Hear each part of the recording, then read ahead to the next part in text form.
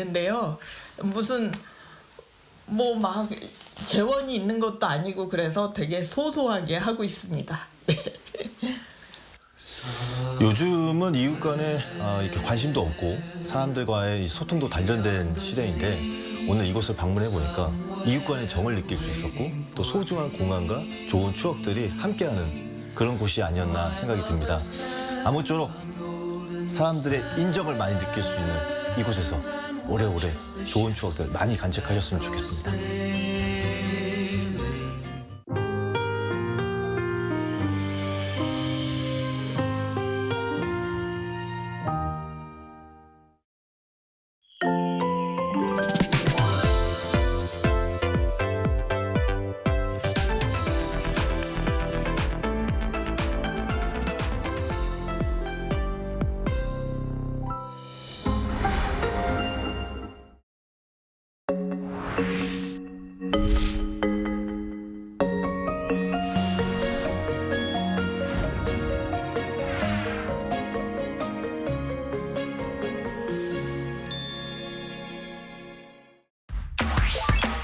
The rich colors and inspiring music of K-animation spark the imagination and capture the eyes and ears of children around the world.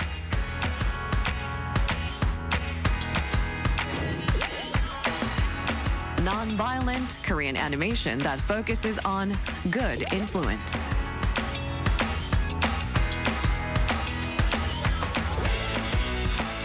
Through adventure and friendship, learn valuable lessons and realize the importance of friends.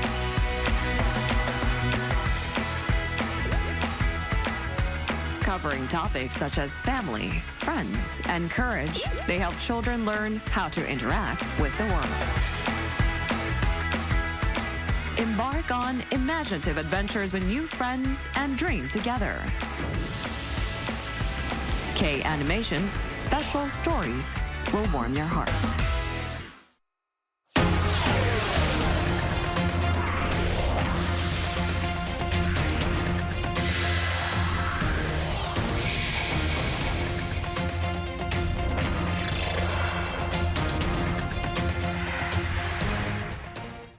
The political futures of President Yoon and South Korea hang in the balance, with the South Korean leader now facing a second impeachment motion over his martial law order. Will President Yoon survive another week? Let's head over to the National Assembly where our Lee Si-hu is standing by. Si-hu, how is it looking over there this morning?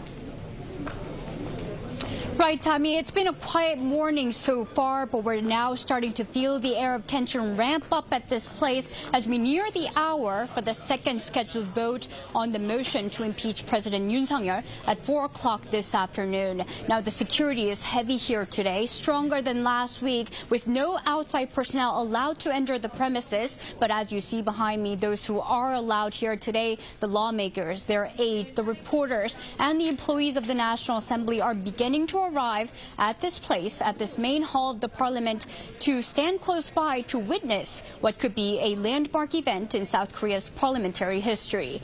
Now, it's been 11 days since the declaration of martial law on the night of December 3rd, and exactly a week since the first opposition-led push for an impeachment motion against Yoon, which failed to pass, not meeting the minimum number of votes required even to begin counting.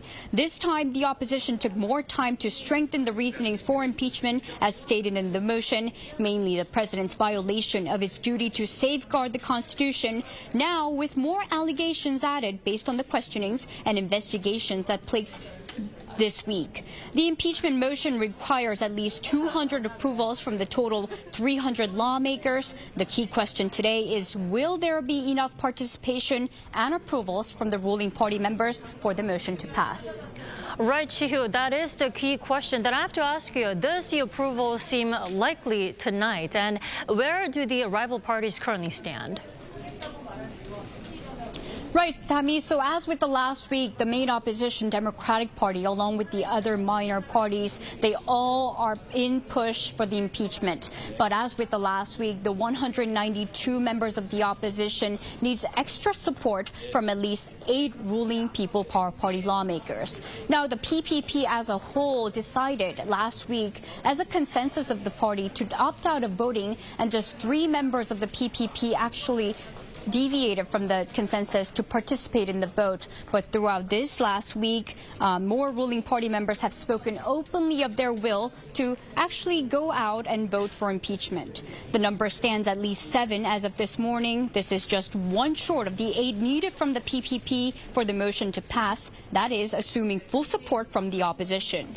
However, there are ongoing disputes within the party. Its leader Han Dong-un and his close allies are in support of impeachment, but the new floor leader Kwon Sung-dong, known to be a close ally of Yoon, has said that as of yesterday, the party consensus is to turn down the impeachment. But he did convene a party meeting this morning so the lawmakers could have a candid discussion and decide on the final consensus together. The meeting actually began a minute ago at 10 a.m., so there are no words from the meeting just yet. But as for the DP, they will also hold a meeting later today in the afternoon, just 30 minutes before they go into the vote. They're expected to once again show their determination and will to pass the impeachment motion tonight. Tammy?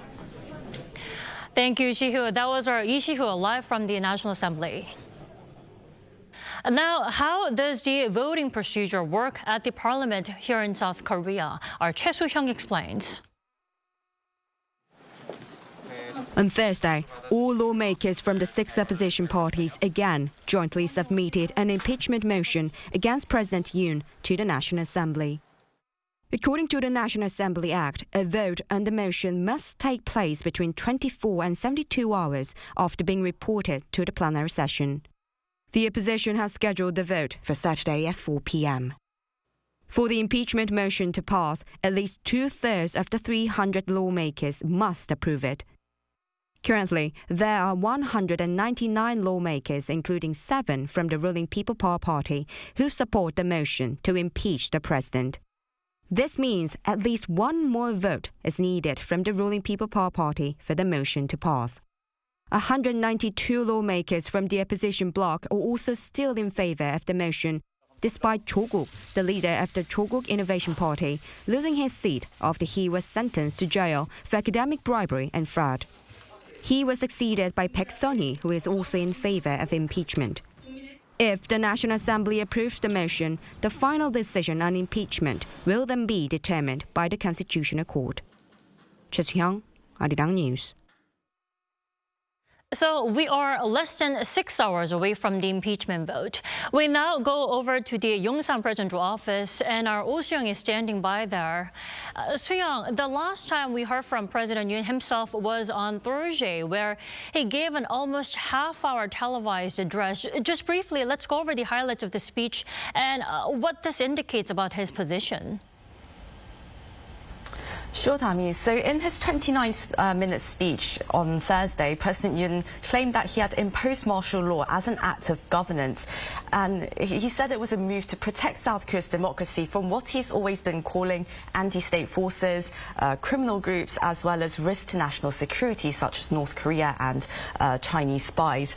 And well, Yoon has mainly argued that for the past 2 years, the opposition have basically been trying to impeach and unseat members of his administration as well, which he calls an act that he has claimed is very unconstitutional. And well, from all of this, I would say there are 2 things to take away.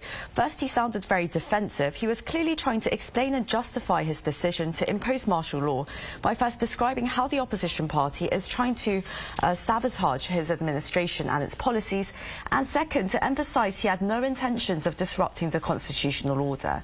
He's argued that he's trying to restore it, and he claimed that liberal democracy was in peril. Then he insisted martial law was a political decision that's also legal under his executive authority. So his speech seemed to be an attempt to defend and justify himself as investigators close in on him on charges of possible insurrection, and he expects impeachment proceedings to begin, clearly. The second takeaway is that the president intends to fight to the end, as he said. And I would say this was was quite typical of his unbending character. As a former prosecutor, once he makes a judgment, there seems to be no compromise or alternative path. And so we saw him apologize for creating anxiety, but he did not say he regretted imposing martial law, nor did he seem apologetic towards the lawmakers who he allegedly ordered to be dislodged physically from parliament by military troops. As he said, he seems to be ready to fight till the end, and that resigning is not even an option for him. So, Soo-young, that means President Yoon gears up for insurrection charges and also possible impeachment proceedings. Now, I have to ask you, how do you expect things to develop? Well, investigators, of course, are closing in on him, and we saw police trying to raid the presidential office this week, 2 attempts in that. And, well, there hasn't been a warrant execution for Yoon's official residence yet, but we see that investigations on him will close in even more. So it's been reported that the presidential office is reaching out to former legal secretaries as well as top law firms to form a legal defense team. President Yoon and his wife also withdrew from the Telegram messaging service, indicating, but perhaps hinting that they're preparing for a full-scale investigation. Some key aides are also believed to have deleted Telegram and switched their mobile phones as well. Well, then you have to walk us through the consequences for President Yoon today. The question is, what powers would he continue to retain if he is or isn't impeached? So if President Yoon is impeached today, then the Constitutional Court will begin a review of his impeachment proceedings, of course, and that would freeze his executive authorities as president after the National Assembly sends his office a notice notifying him that his executive powers have been frozen. And in President Park Geun-hye's case, former President Park Geun-hye's case, that took about 3 hours after the impeachment vote was made. So President Yoon, if impeached, only his title of being president would be retained. And when the impeachment motion against President Roh Moo-hyun was passed in 2004, the Ministry of Justice prepared a report which stated a suspended president cannot exercise any powers, including diplomatic authority, appointment or dismissal of public officials, or command of the armed forces. The suspended president also cannot receive reports or give orders to public officials, such as the Prime Minister and cabinet ministers, or attend National Assembly sessions.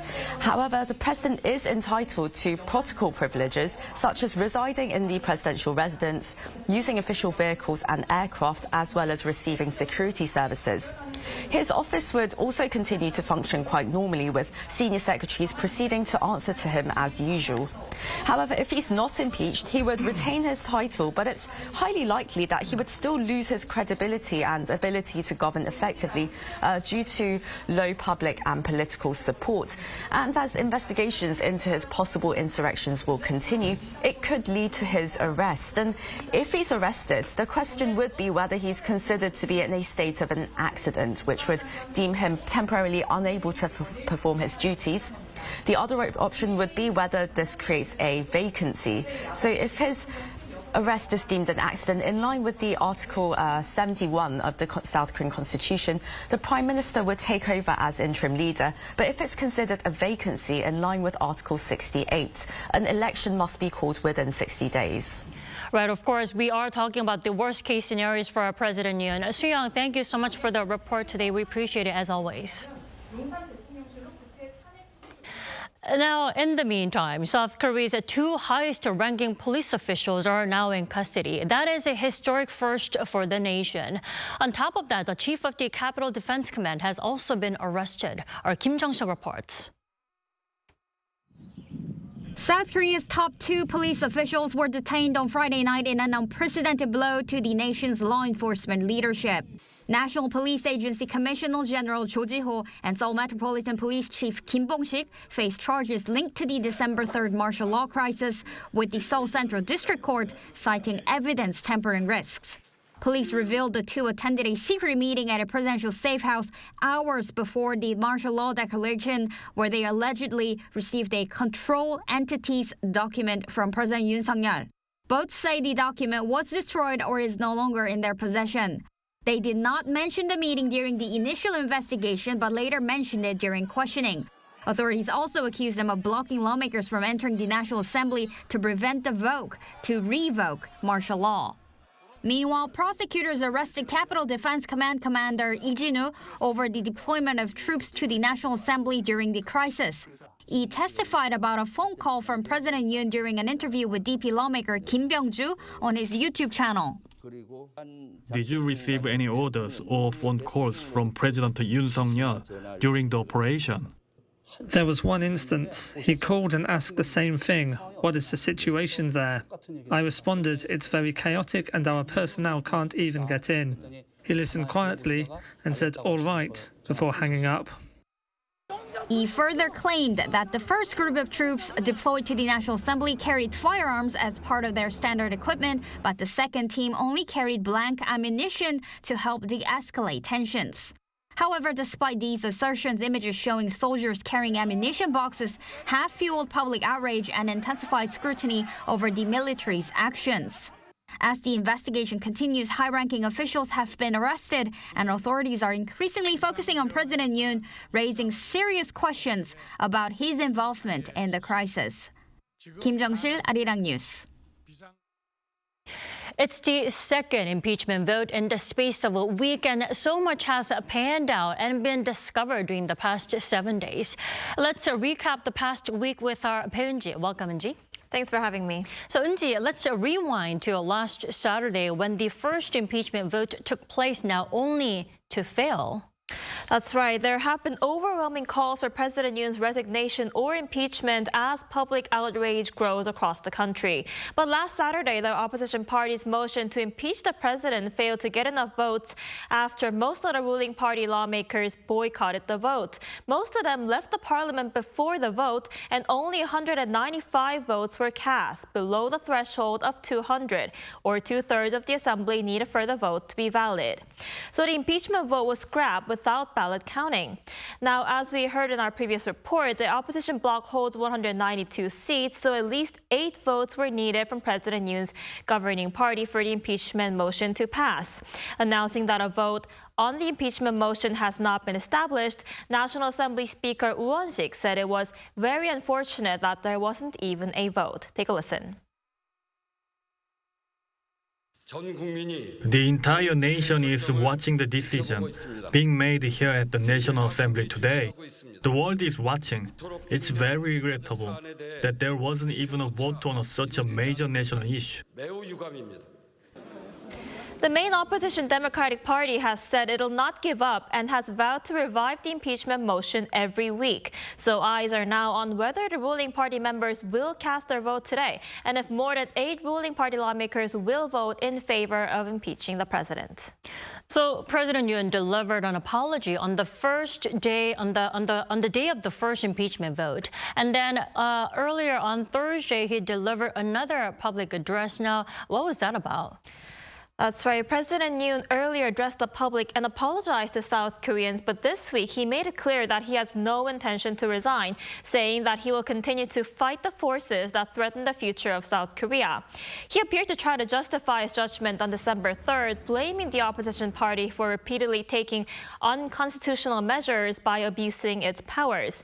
He said he was only trying to protect the country's constitutional order by exercising the president's powers within the framework of the Constitution.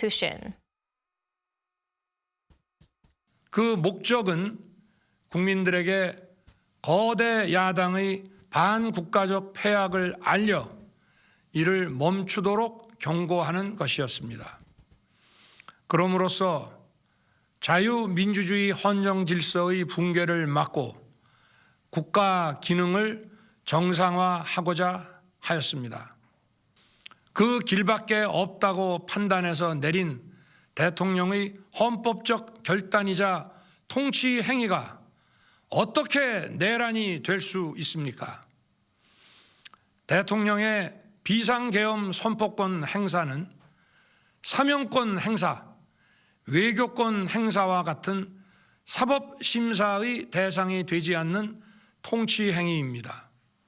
국민 여러분, 지금 야당은 He also said he had no intention of shutting down the parliament, arguing that if he had intended to do so, he would have cut off power and water supplies and restricted broadcast transmissions. Wonji, investigations into what exactly happened on the night of the martial law are in full swing. Now, it looks like President Yoon is being targeted as a key figure in this whole political drama, now even as a ringleader, right?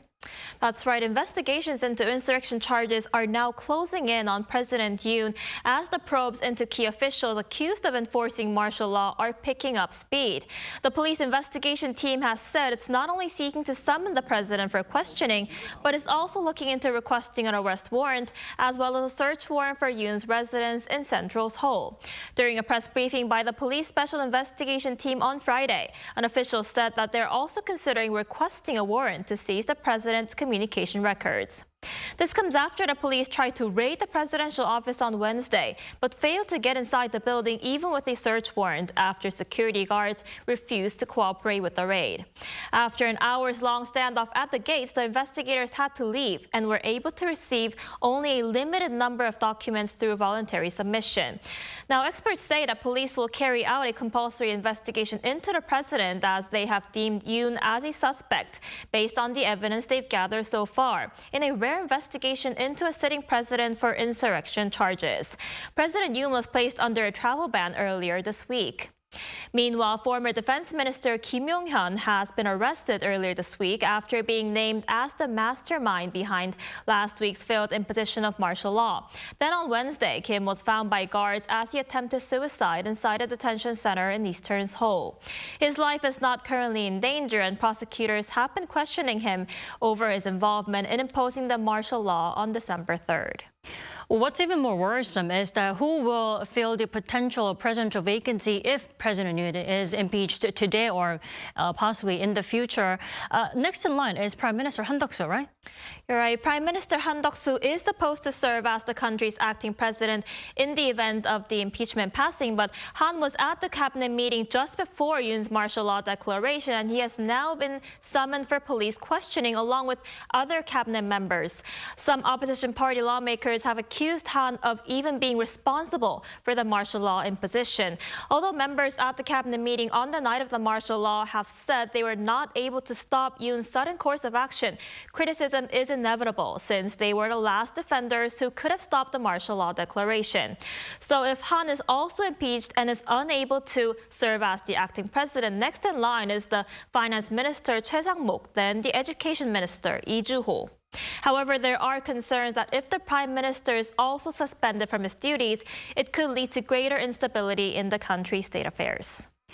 Thank you so much for the thorough wrap-up today, Anji. Thank you.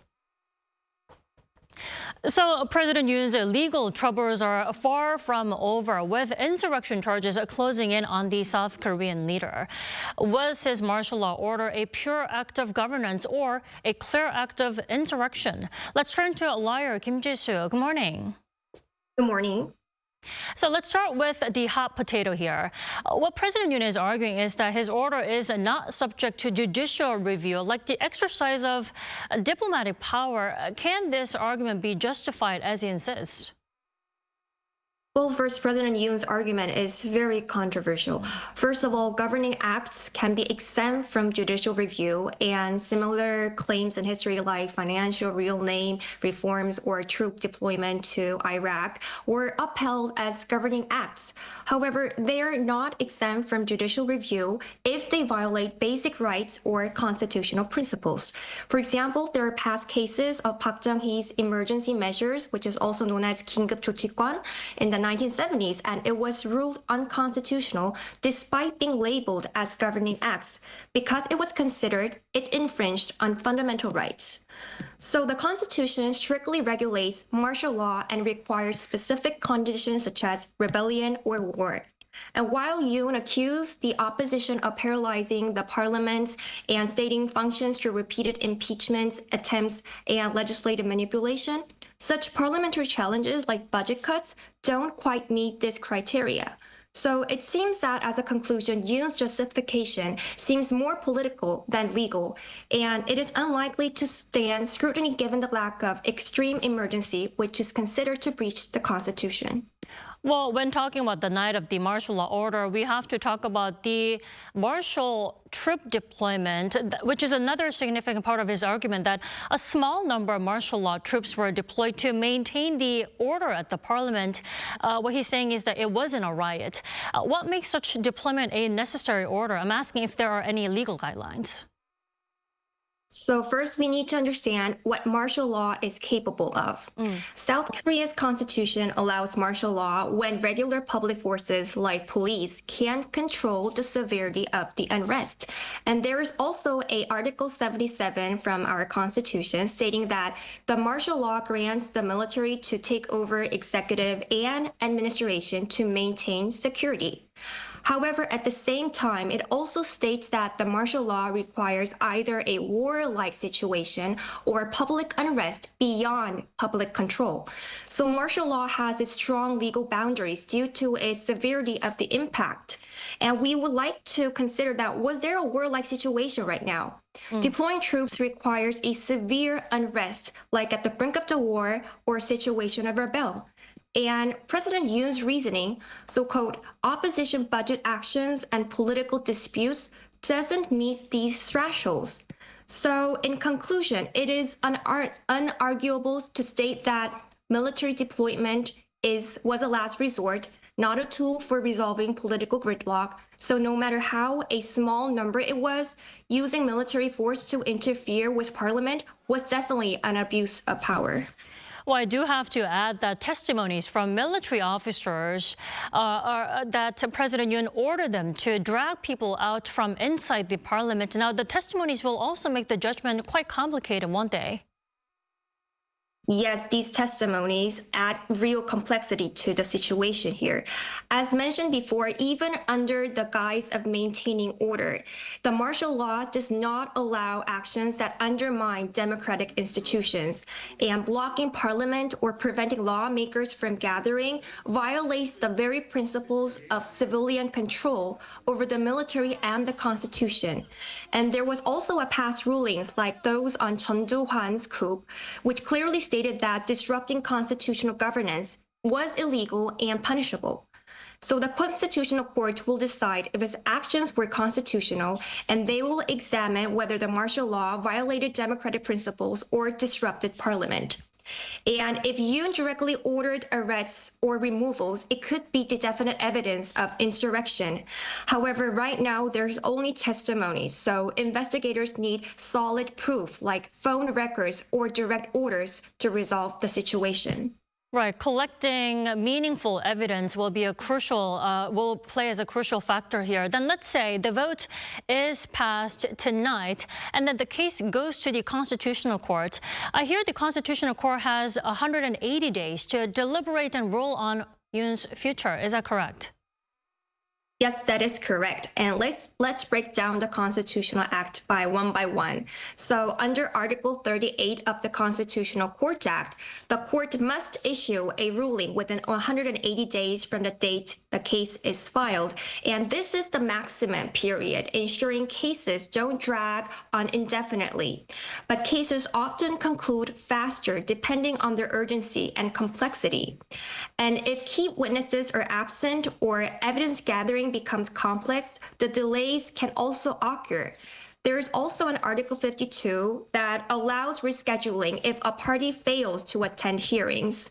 So as a conclusion, impeachment cases are usually expedited due to their national importance. However, the court's reduced number of justices could extend the timeline for right now, and President Yoon's declared intent to fight the process could also complicate the proceedings. So while the 180-day rule is firm, it seems that nothing is guaranteed for it right now. Right, I asked that because I remember it didn't even take 100 days for former presidents Park Geun-hye and Roh Moo-hyun, right? Yes, definitely. The impeachment of Park Geun-hye and Roh Moo-hyun took less than 100 days due to the differences in political and legal circumstances. While 6 months is the limit, past cases like Park Geun-hye's impeachment in 2016 took only about 91 days, and Nomuhyun's was only resolved in just 63 days. So for Nomuhyun cases, his impeachment was politically driven, centered on 3 charges, including election law violations, and the case only focused it on fewer and simpler charges and didn't involve confirmed criminal accusations, which led the opposition quickly aligned, leading to a swift process. And for Park Geun-hye's cases, she faced strong public and parliamentary consensus over her corruption and abuse of power. And due to the severity of the allegations and massive public protests, it expedited the court's decision to impeach her. Right, So they are vastly different cases.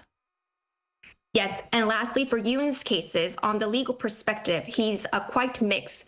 The accusations, including 22 constitutional and legal violations, resemble the complexity of Park Geun-hye's. However, the nature of his martial law declaration echoes the less straightforward aspects of President No. So, as a conclusion, Yoon's case might follow a similar timeline to previous 2 cases, which is around 2 months. And as the procedural framework and criteria for impeachment are already well established, it could end sooner. Well, watchers say that the process leading up to the verdict could be quite a journey. 1, because of how complicated the case is, and 2, because it's not 1 or 2 people involved in the case, right? That is correct. The case isn't just about Yoon. It involves a large network of individuals across different branches of power, a high-ranking officials from military, police, and government ministries. So there are 3 main key figures in this incident. So first, Yoon is accused of being the final authority behind the martial law declaration, definitely. And there is a former defense minister, Kim Yong-hwan, and Army Chief of Staff Park An-soo and other senior military commanders are also implicated in these allegations. And there are multiple commanders in military involvement, and also cabinet members such as senior government officials, including the ministers of Justice and Interior, are also facing accusations of aiding and abetting martial law enforcement. So, as a conclusion, the sheer number of key figures and witnesses will make the investigation and trial more time-consuming and last-longing. Definitely. Already, thank you so much for your time and your insight this morning. We appreciate it. Thank you. My pleasure. And large political rallies, both for and against President Yoon, are set to sweep across the capital city in the run-up to the impeachment vote. One obvious rally spot is Yeouido, where the vote is taking place today, and our Euni is there right now. Now, Euni, I see that it doesn't look as crowded as last week, still crowded. Tell us what you're seeing right now. Yes, Dami, good morning. I'm right here at the National Assembly in Yeouido, where protests both calling for and opposing President Yoon Suk-yeol's resignation have been going on for the past few days. So far, it seems like a smaller crowd than what we saw last week, with people voicing their demands. Their demands ahead of the second scheduled vote on President Yoon's impeachment later at 4 p.m. It is definitely getting louder and louder here at the scene, and so let's go ahead and hear what those who have been out since early this morning have to say. I came all the way from New York because I can't tolerate the policy where Yoon Suk-yeol is reportedly trying to target and harm our younger doctor colleagues. I'm a student. I'll be joining a pre-rally with other students from my school at 1 p.m. The president's impeachment should have happened last week, so it's frustrating that it's been delayed by a week. I'm hopeful it will happen this week, but if not, I'll keep pushing and showing people that this is how we, the women in their 20s and 30s, feel. Since the declaration of martial law, which lasted for 6 hours earlier this month, protests have spread across many cities in the country. In the capital city, Seoul, large-scale protests are typically held at Gwanghwamun Square. However, martial law-related demonstrations and rallies calling for the president's resignation are mainly in Yeouido, which is where the National Assembly is located, while rallies supporting President Yoon are concentrated in Gwanghwamun. Here around the National Assembly, organizations including the Korean Federation of Trade Unions, South Korea's largest labor union, will hold a candlelight rally scheduled to start at 3 p.m., where over 1 million people are expected to gather. Going over to Gwanghwamun, organizations in support of President Yoon, including the Liberty Unification Party, are set to hold a large counter-protest starting at 1 p.m. Organizations anticipate at least 100,000 participants. In addition, several other organizations in support of the president have announced plans to hold a rally near the National Assembly's main gates. Tensions are expected to escalate, particularly when the results of the impeachment vote are announced. Eunhee, we are expecting over 1 million people to take to the streets across Seoul just today. How is the capital city preparing to brace for such a large crowd then? Yes, in response, there will be stronger response and security measures compared to last week. At the moment, there are no huge telecommunication errors at the moment, but as the crowd grows, there might be similar issues like last week, where people had experienced poor connections, and so especially around here at the National Assembly. According to the Ministry of Science and ICT, major telecommunication companies plan to deploy an additional 36 telecom-based stations around crowded areas and establish nearly 40 temporary stations to handle the surge in telecommunication traffic. Those companies will also assign over 100 personnel for real-time monitoring and on-site support. Seoul City will deploy over 1,000 on-site personnel, including police officers and the fire department personnel, expand emergency medical teams, and use traffic and security CCTV to monitor crowd density. Additionally, with more students participating in recent protests, the Seoul Metropolitan Office of Education has created safety response teams to prepare for any emergencies in crowded areas of Yeouido and Gwanghwamun. Nearly 200 personnel will be stationed on-site before the protests begin and will ensure that students return home safely afterwards. So subway stations on lines 5 and 9, which are the most used routes to reach Yeouido and Gwanghwamun, will also have increased services. That was our Eunhee live from Yeouido, just outside the National Assembly. Thank you, Eunhee. You stay safe there. Thank you, Dami. And lit candles have been a symbol of protest here in the country. But now, lights that you would usually see at concerts are taking the center stage at rallies now, functioning as something that unites the people. Our An Sung-jin has more.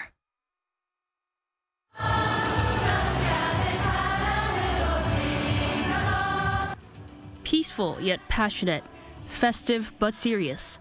These somewhat contradicting words accurately represent the scene of recent political protests in South Korea. Candlelit protests had already garnered a lot of attention from the protests back in 2016. But following a then lawmaker's statement that candles go out when the wind blows, this time protesters found another way to convey their message: K-pop and light sticks. It's merchandise used by fans to cheer for their favorite idols. And with these, the atmosphere at these political rallies has changed. What you're seeing behind is row after row of protesters with light sticks, chanting messages while singing along to K-pop songs.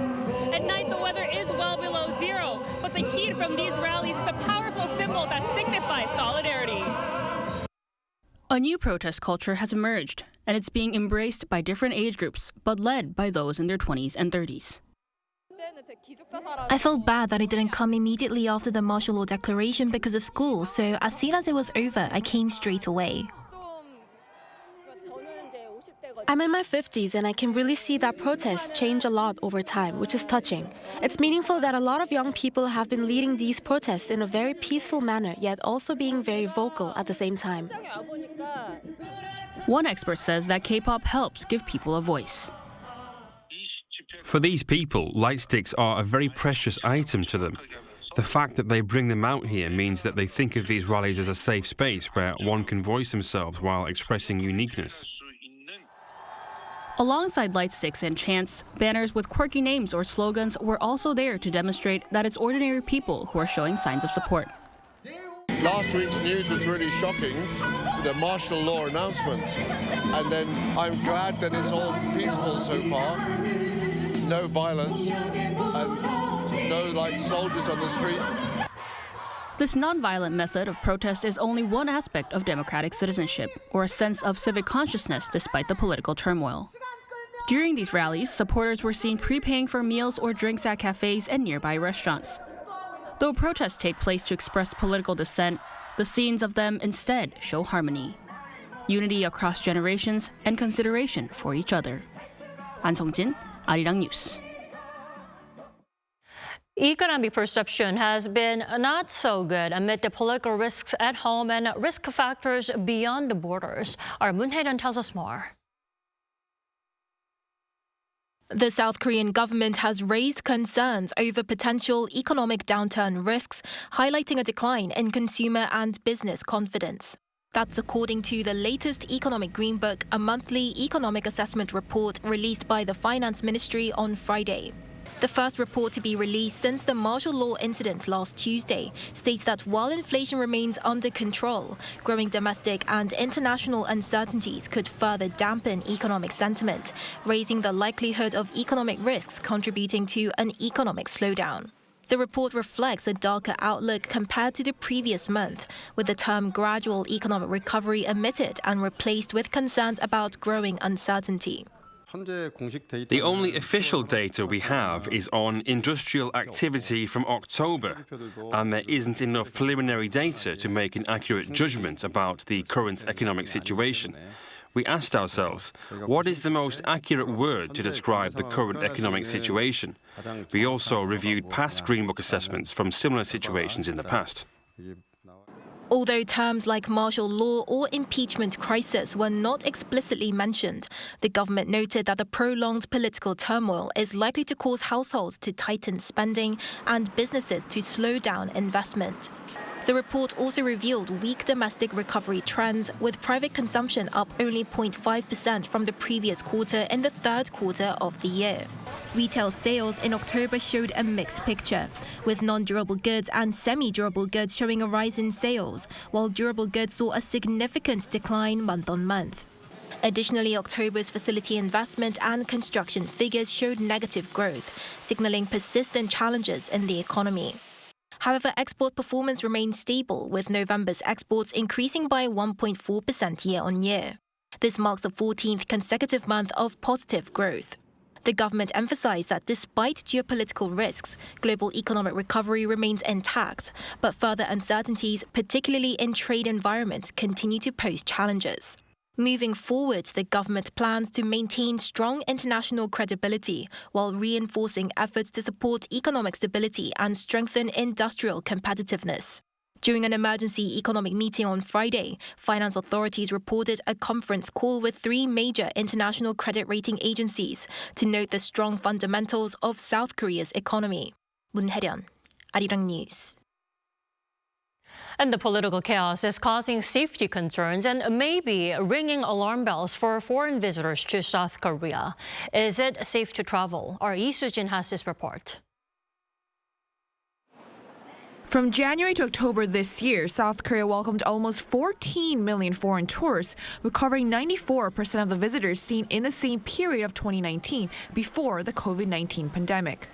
However, President Yoon Suk-yeol's declaration of martial law on December 3rd has had an impact on the travel industry.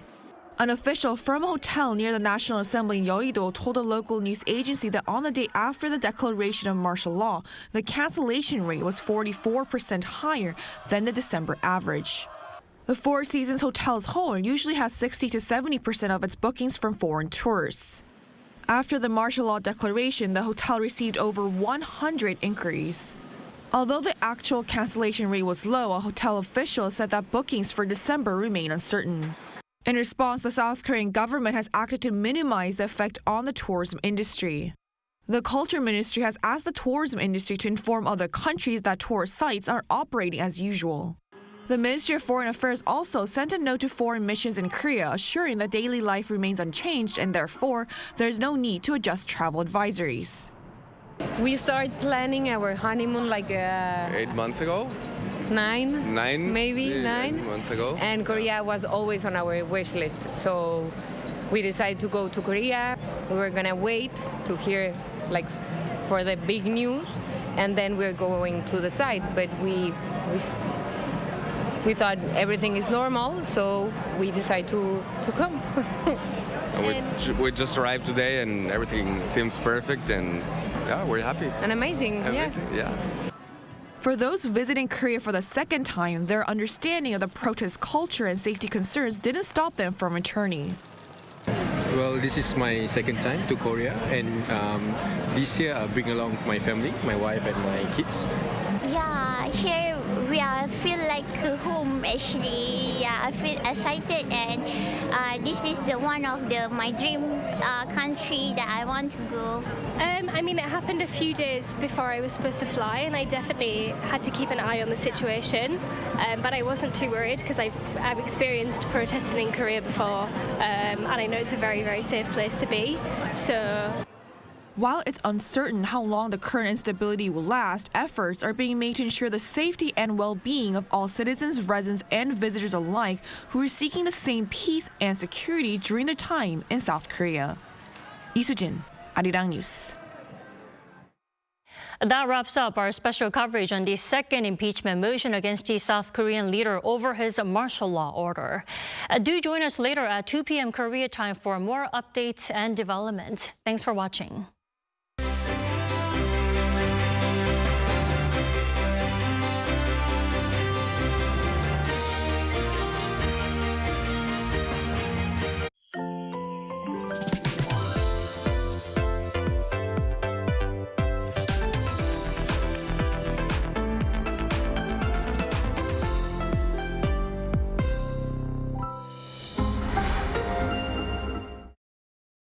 How to survive in Korea. Cafes. Step 1. Find a seat. Before ordering, find a seat. Laptop ID, smartphone.